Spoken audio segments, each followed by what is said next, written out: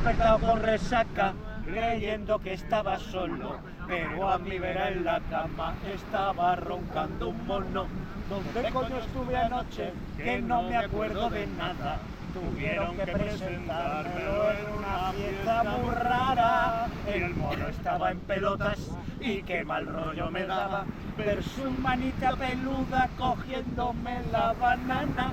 Le quito la mano al mono y veo que tiene un anillo, todo grabadito en oro con su nombre y con el mío. No me jodas que me he casado con un mono. Encima de la mesilla veo una foto de boda. El mono va del Presley y yo voy vestido de novia. Ayer borracho en La Vega con un mono me he casado, pero juro por mis muertos que no estoy enamorado.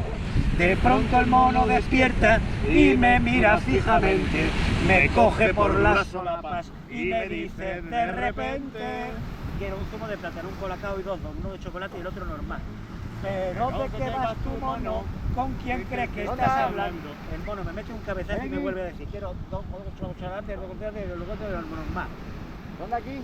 Quedó muy claro que en casa quien lleva los pantalones es el hijo puta el mono, porque tiene dos cojones.